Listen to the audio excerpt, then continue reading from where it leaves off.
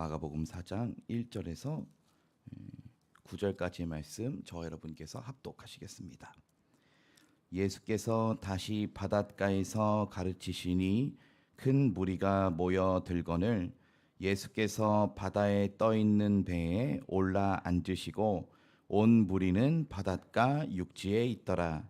이에 예수께서 여러 가지를 비유로 가르치시니 그 가르치시는 중에 그들에게 이르시되 들으라. 씨를 뿌리는 자가 뿌리러 나가서 뿌릴새 덜어는 길가에 떨어짐에 새들이 와서 먹어버렸고 덜어는 흙이 얕은 돌밭에 떨어짐에 흙이 깊지 아니하므로 곧 싹이 나오나 해가 돋은 후에 타서 뿌리가 없으므로 말랐고 덜어는 가시떨기에 떨어짐에 가시가 자라 기운을 막음으로 결실하지 못하였고 덜어는 좋은 땅에 떨어짐에 자라 무성하여 결실하였으니 30배나 60배나 100배가 되었느니라 하시고 또 이르시되 들을 귀 있는 자는 들으라 하시니라.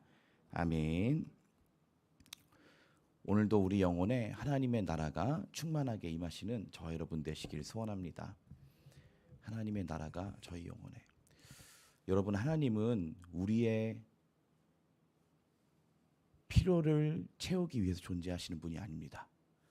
그건 디즈니 만화에 나오는 요술램프 지니입니다.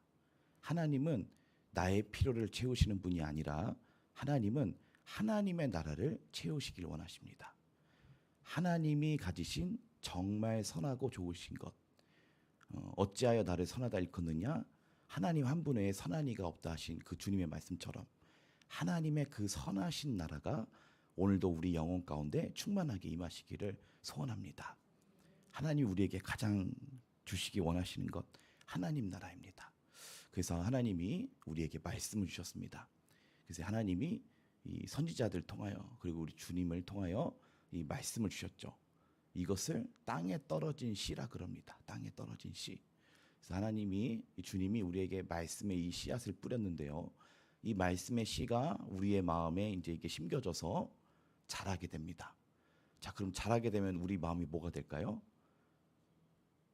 하나님의 나라가 되는 것입니다. 말씀이 우리 안에 심겨져서 처음엔 보잘것없는 것 같지만 점점 자라나기 시작하면서 풍성하여 결실을 맺는데 이게 이 영혼이 하나님의 나라가 되는 것이 하나님 우리에게 주신 놀라운 축복이다라는 것입니다. 오늘 말씀을 통해서 주님은 4가지의 말씀을 받는 밭, 씨가 떨어진 그 밭에 대한 비유를 말씀하셨습니다.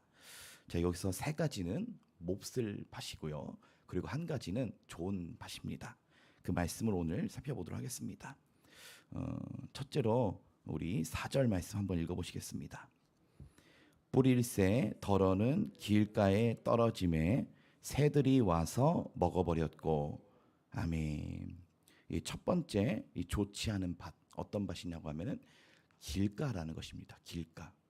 자, 이것은 길이지 밭이 아닙니다. 자, 우리가 그래서 이 씨를 심으려면 어디다 뿌려야 되죠? 이 밭에다가 뿌려야 됩니다. 그래서 우리가 저런 아스팔트나 그리고 이제 그냥 사람들이 다니는 그 도로에다가 이 씨를 뿌리면 어떻게 될까요? 그 씨가 자라날 수 있을까요? 전혀 자라나지 않습니다. 그래서 저는 이 주님이 하신 이 비유가 제 개인적인 생각으로는 이 말씀이 우리 안에서 성장되어지는 그 과정이라고 생각을 합니다. 근데 이 첫 번째 이 비유는 마치 그 마음의 길가에 있는 것, 마치 이 마음이 세상에 있는 그 길가에 있는 것과 같아서 그 말씀이 그 안에 뿌려졌으나 자라난다 얘기합니까? 자라나지 못한다라고 얘기합니다. 한마디로 말씀을 튕겨내는 영혼인 것입니다. 우리가 이런 영혼들을 이렇게 생각해 볼 수 있겠죠. 불신자 혹은 교회를 다니고 있어도 하나님의 말씀이 들어가지 않는 사람. 교회를 와서 예배는 드리고 있지만 말씀을 정죄하고 판단하고 내 생각에는 그게 아닌 것 같은데. 그래서 뭐죠? 이 말씀을 튕겨내는 마음. 그것 또한 위험한 마음이다라는 것입니다. 그래서 이 주님은 먼저 이 길가에 떨어진 그 밭에 대해서 얘기했습니다. 자, 그 결과는 어떻게 될까요? 저희 오늘 본문에는 없지만 15절 말씀 함께 읽어보시겠습니다. 말씀이 길가에 뿌려졌다는 것은 이들을 가리킴이니 곧 말씀을 들었을 때에 사탄이 즉시 와서 그들에게 뿌려진 말씀을 빼앗는 것이요. 아멘. 자, 새들이 와서 그 씨를 쪼아 먹어버렸다. 왜입니까? 그 씨앗이 심겨지는 용도로 거기 있는 게 아니라 누가 보아도 먹음직스럽게 빼앗길 만하게 말씀을 튕겨낸 영혼. 자, 어떻게 합니까? 사탄이 와서 그 말씀을 뺏는다 그럽니다. 먹어버린다 그럽니다. 자, 그래서 우리가 또한 이것이 중요한 게 있죠. 저도 이제 사역하면서 여러 가지 경험을 했는데요. 하나님이 우리에게 은혜를 부어주셨을 때 우리가 또 세상 것에 가까이 하게 되면 그게 다 흘러 빠져나가 버립니다. 그런 경우 너무도 많이 했습니다. 예전에 한 번도 간증했지만 2시간 기도해가지고 하나님의 은혜로 막 충만해져가지고 은혜 받고 왔는데 밑에 출근하려고 세탁소 갔더니 세탁소 아저씨가 안 돼 있는데요.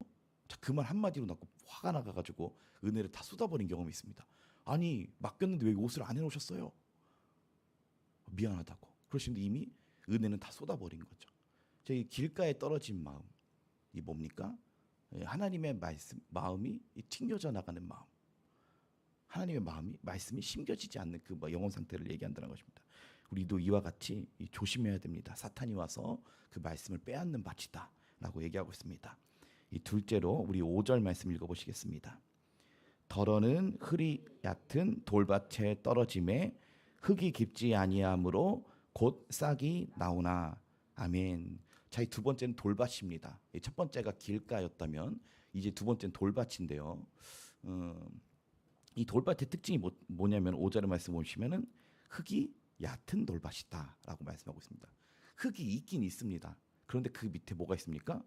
돌이 있는 겁니다. 저 이번에 교회 엘리베이터 공사하시면서 흙을 다 치워놓고 돌 다 치워놨다가 엘리베이터 기본 다 만든 다음에 옆에다가 흙을 조금 깔아놨습니다. 거기에 이제 씨가 하나 떨어진다고 하면 생각해 보시죠. 거기 뭐 자라날 수 있을까요? 아니죠. 조금 이 쬐끄만 새싹은 올라올 수 있습니다. 왜냐하면 이 씨앗도 아주 작은 뿌리를 내릴 때는 작은 새싹이 나기 때문에 어느 정도 자라날 수 있습니다. 근데 이게 성장을 해야 되지 않습니까? 이게 멈춰 있는 게 생명이 아니지 않습니까? 생명은 성장을 해야 되는 것입니다. 우리 신앙도 마찬가지입니다. 성장을 해야지 아름다운 생명의 신앙인 것입니다. 그런데 이 흙이 얕은 돌밭이다. 거기에 씨앗이 뿌려졌으니 싹이 돋긴 돋았다 그럽니다. 그런데 뿌리가 약하다 그럽니다. 뿌리가 자라나려고 하면 뭐가 막고 있습니까? 밑에서 돌이 막고 있는 겁니다. 뿌리가 성장을 못하는 겁니다. 자, 그럼 어떻게 될까요? 우리 16절, 17절 말씀 읽어보시겠습니다. 또 이와 같이 돌밭에 뿌려졌다는 것은 이들을 가리킴이니 곧 말씀을 들을 때에 즉시 기쁨으로 받으나 그 속에 뿌리가 없어 잠깐 견디다가 말씀으로 인하여 환난이나 박해가 일어나는 때에는 곧 넘어지는 자요. 아멘. 성장을 못하니까 이 정체되어 있는 것으로 부족한 것이 아니라 아직 자라나지 못했기 때문에 이제 햇빛이 쪼이고 그리고 이제 환난, 인생의 환난 그리고 고난이 찾아오면 어떻게 된다니까 말라버린다. 말씀이 싹 죽어버리는 겁니다. 왜 죽느냐면은 내가 왜 이렇게 힘들지? 어떻게 말씀을 지키고 살고 싶은데 고난이나 환난 뿌리가 깊지 않으면 타버린다는 것. 말씀도 타서 없어진다는 것입니다. 뺏긴다는 것이죠. 자, 그래서 이 돌밭이란 돌에서 이 돌은 무슨 의미를 하는 걸까요? 제가 생각하기에는 이 돌들이란 자신의 고집 그리고 완고함, 자기 노하우 그리고 자기 생각이라고 생각을 합니다. 여러분, 우리가 이러한 돌들을 철저히 부셔야 됩니다. 내 고집, 내 생각, 내 노하우 그걸 깨트려야 됩니다. 이 누가복음 5장에서 베드로가 예수님 어떻게 만났습니까? 주님, 제가 밤이 새도록 수고하였지만은 말씀에 의지하여 그물을 내리리다 하고 그 그물을 내렸더니 거기서 말씀의 놀라운 역사를 경험하지 않습니까? 이 뭡니까? 자기가 경험했던 그 노하우가 깨질 때 하나님이 만나는 것입니다. 자신이 갖고 있었던 그 경험과 자기 생각이 깨질 때 주님이 보이는 것입니다. 여러분, 우리도 이와 같이 우리 안에 있는 이 많은 돌들을 제거해야 됩니다.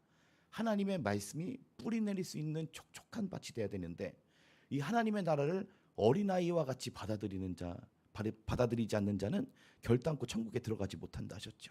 이 하나님의 말씀을 어린아이와 같이 이렇게 뿌리 내리고 이 흡수하는 땅이 돼야 되는데, 그게 아니라 돌이 있으면 내 생각, 내 고집, 내 완고함이 깨지지 않으면은 결코 성장할 수가 없다라는 것입니다.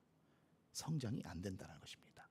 하나님은 오늘도 우리에게 말씀의 씨를 내려주시고 우리가 이 하나님의 나라가 우리 안에서 이 성장하기를 원하십니다. 그래서 어떤 환난과 고난이 와도 하나님의 나라로 승리하는 저와 여러분 되시길 소원합니다. 자, 그래서 예수님 말씀하셨습니다. 내가 진실로 너희에게 이르노니 누구든지 하나님의 나라를 어린아이와 같이 받들지 않는 자는 결단코 그곳에 들어가지 못하리라 하시고, 여러분, 내 고집과 아집과 내 생각과 기준을 깨트리시는 좋은 밭 되시기를 소원합니다. 이 저희의 이 마음이, 이 마음밭이 마치 이렇게 밭가리의 과정이라고 좀 살펴볼 수 있습니다. 밭가리의 과정. 돌이 없는 마음이 있을까요? 내 고집과 아집과 자기 생각과 노하우가 없는 사람이 있을까요? 다 있습니다. 그러나 이것을 계속해서 밭을 갈아가는 과정이라고 생각을 합니다. 우리 세 번째로 7절 말씀 읽어보시겠습니다. 더러는 가시떨기에 떨어짐에 가시가 자라 기운을 막음으로 결실하지 못하였고. 아멘. 자, 이 세 번째로 이 시가 하나님의 말씀이 어디에 떨어졌냐? 가시떨기에 떨어졌다라고 말씀하고 있습니다. 자, 저 이어서 이 18절 19절 말씀 읽어보시겠습니다. 또 어떤 이는 가시떨기에 뿌려진 자니 이들은 말씀을 듣기는 하되 세상의 염려와 재물의 유혹과 기타 욕심이 들어와 말씀을 막아 결실하지 못하게 되는 자요. 아멘. 자, 이들은 어떤 부류냐? 하나님의 말씀이 뿌려질 때 먼저 심겨진 게 있다 그럽니다. 그게 뭐냐면은 가시나무가 먼저 그 밭에 심겨져 있다 그럽니다. 자, 그래서 이 가시나무가 무성해서 말씀의 기운을 막아서 이 말씀이 자라나지 못하게 한다라고 얘기하고 있는데요. 자, 이런 가시나무는 어떤 걸 얘기하시는 것이냐? 19절 말씀에 세상 염려. 이 세상 염려란 뭐죠? 우리가 이제 이 세상을 부딪히면서 만나는 여러 가지 문제들, 그리고 세상을 향한 이 근심들, 그리고 심지어는 이 고린도전서 7장에서는 이 장가가지 않은 자는 주의 일을 염려하지만 장가간 자는 세상 일을 염려하여 어찌하여 아내를 기쁘게 할까요? 마음이 갈라진다라고 이 세상의 염려에 대해서 이 경고하는 부분이 있습니다. 그래서 바울도 나와 같이 혼자 지내는 것이 좋으니라 이렇게 권고한 추천해 준 적이 있는데요. 근데 이와 마찬가지로 어떤 세상에 대한 염려, 우리가 세상을 부딪히고 살면서 생기는 이 여러 가지 염려. 자, 그런 이 염려가 이 마음에 계속 두게 해야 될까요? 아니죠. 이 염려도 뽑아버려야 되는 것입니다. 자, 그리고 둘째로 19절에 재물의 유혹. 이것은 간단합니다. 한마디로 돈에 대한 욕심, 돈 욕심을 얘기하는 것이죠. 그리고 기타 욕심이 들어와 말씀은 막아 결실하지 못하게 한다라고 말씀하고 있습니다. 자, 그러면 우리가 이 세상의 염려와 이 돈 욕심이 들어올 때 우리가 좀 어떻게 극복을 할 수 있을까요? 저는 이 빌립보서 4장 6절에서 그 해답을 이렇게 말씀하고 있다 생각합니다. 아무것도 염려하지 말고 다만 모든 일에 기도와 간구로 너희 구할 것을 감사함으로 하나님께 아뢰라. 그리하면 모든 지각에 뛰어난 하나님의 평강이 그리스도 예수 안에서 너희 마음과 생각을 지키시리라 라고 말씀하고 있습니다. 아무것도 염려하지 말고 다만 기도와 간구로 너희 구할 것을 하나님께 감사함으로 아뢰라. 그리하면 모든 지각에 뛰어난 하나님의 평강이 그리스도 예수 안에서 너희의 생각과 마음을 지켜주신다라고 말씀하고 있습니다. 이 세상의 염려라고 하는 이 가시가 자라날 때에, 그리고 이제 이 재물의 유혹에 대한 이것들이 내 마음에서 자라날 때에 하나님께 감사함으로 이것을 기도하면서 간구하면서 염려하지 말고 하나님께 기도해야 된다라는 것입니다. 그래서 이 내 안에 있는 이 가시나무를 뽑아내기 위해서는 기도가 없이는 절대 뽑히지 않습니다. 오늘도 우리가 기도하시는 저와 여러분 되시길 소원합니다. 이 마지막으로 좋은 땅에 뿌려진 씨비유가 있습니다. 이 제일 좋은 옥토밭을 얘기합니다. 자, 이 옥토밭의 특징은 앞에 있는 것들이 다 제거된 밭을 얘기하는 것입니다. 한마디로 우리가 완성해야 될 그 좋은 밭을 얘기하는 것이지요. 저는 이것이 완성되어 가는 과정이라고 생각을 합니다. 저 20절 말씀 마지막으로 읽어보시겠습니다. 좋은 땅에 뿌려졌다는 것은 곧 말씀을 듣고 받아 30배나 60배나 100배의 결실을 하는 자니라. 아멘. 자, 20절 이 말씀을 보시면요. 좋은 땅이란 건 뭐냐? 곧 말씀을 듣고 바다. 이 바다가 중요합니다. 바다. 이 바다라는 이 뜻은 파라데코마이라고 합니다. 파라데코마이. 자, 이 뜻은요. 가까이에서 영접하다. 매우 기뻐하며 영접하다라는 뜻을 갖고 있습니다. 마치 삭개오가 예수님을 자기 집에 초청한 것처럼, 아, 예수님 우리 집에 들어오시옵소서. 그리고 이 오랜 친구를 나의 집에 이 초청하는, 이 환영하는 것 같은 의미를 갖고 있습니다. 그래서 파라데코마이, 가까이에서 영접하다라는 뜻을 갖고 있는데요. 이 파라와 데코마이의 합성어입니다. 이 파라라고 하는 뜻은 이 성령님을 우리가 뭐라 그러시죠? 보혜사 성령님을 파라클레토스라고 합니다. 뭐죠? 우리의 가까이에서 나를 부르시는 분이라는 뜻을 갖고 있습니다. 위로자, 중보자라는 뜻을 갖고 있습니다. 파라클레토스와 같이 파라, 가까이에서 데코마이하다, 영접하다라는 뜻을 갖고 있습니다.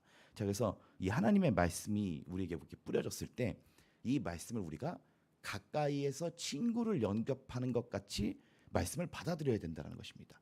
내가 내 오랜 친구를 내가 내 집에 초청해서 영접하는 것과 같이 이 파라데코마이 해야 된다라는 것입니다. 이것이 결론적으로 좋은 땅이 된다라는 것입니다. 오늘 말씀을 좀 마무리하도록 하겠습니다. 하나님의 나라는 우리에게 말씀 한 절이 심겨지는 것부터 시작을 합니다. 그러나 우리 안에 이 개선되어야 될, 우리 안에 이 개경되어야 될 이 우리의 땅에 여러 가지 것들이 남아 있습니다. 혹은 우리의 마음이 길가에 있거나 혹은 우리의 마음이 흙이 얕은 돌밭이거나, 그리고 셋째로 이 가시나무가 우리 안에 있다라고 주님이 말씀하고 계십니다. 이러한 것들을 제거해 버리시고 이 파라데코마이 하는 말씀의 땅, 말씀을 가까이에서 친구를 영접함과 같이 살아가시는 저와 여러분 되시기를 소원합니다. 기도하시겠습니다.